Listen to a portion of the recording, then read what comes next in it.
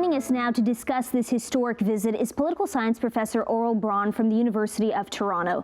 Professor, how significant is this visit by President Joe Biden? He was the last major leader to visit Kiev. Just what every other leader, started with Boris Johnson, has gone to Kiev, and the Ukrainians were waiting for this because this is a kind of seal of approval. It reinforces the impression of unified Western support.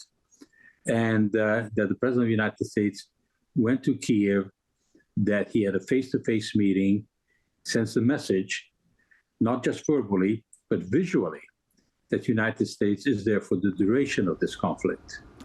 What kind of message do you think this sends to Russia, and do you think the Kremlin cares? The Kremlin was very upset by this, and you can see this in the statements made by the former president, who had been viewed as a moderate, Medvedev.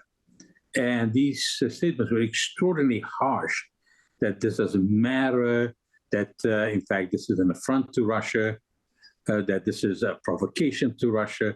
So a very, very hard line. But at the same time, there was cooperation because you see, before President Biden went in, they were in contact with the Russians and they were engaged in what is called deconfliction. So the Russians would not fire at an American aircraft, that they would not attack while Biden was there. And that shows not only that there's communication, but also there was at least a minimum element of deterrence. Now, the big question, of course, is not just symbolism, but what is the substance? Is the United States going to come through with the weapons that Ukraine needs in the quantities that they have to have in order to prevail?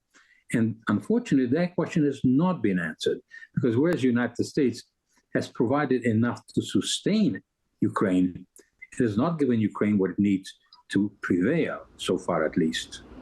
We know that Biden has pledged $500 million in aid, including arms, obviously pleasing Zelensky. But what kind of help and support do you think Ukraine needs to win this war? They need much more than they have been getting. And you notice this problem with the tanks. Tanks are required for Ukraine to retake territory. And the American administration was pushing the Germans to provide tanks. The Germans were saying to the Americans, you go first. It was this kind of standoff. Finally, the United States agreed to send a symbolic number of tanks, 31 tanks or so. Then the Germans would send 14. Well, this is not nearly enough. The Ukrainians need a great many more. Training takes a long time. Those tanks will not arrive instantly. We in Canada are sending 4 tanks.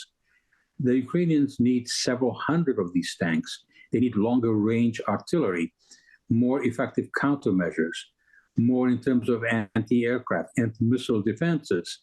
And they need them very fast because what Russia is doing right now, they have sharply increased the number of troops engaged.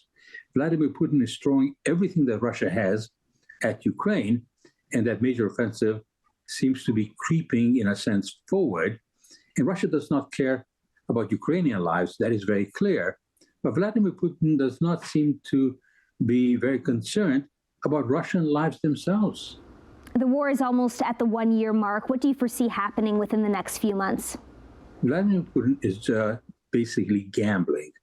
He believes that he can use massive quantity to overcome Ukrainian quality, Ukrainian morale, and better Western armaments. That the West will not be sufficiently unified to provide the weapons that Ukraine needs in the quantities that they require.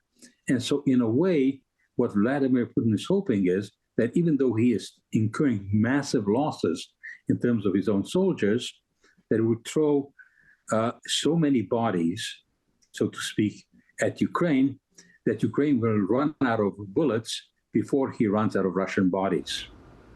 Thanks so much for joining us, Professor Aurel. Thank you. My pleasure.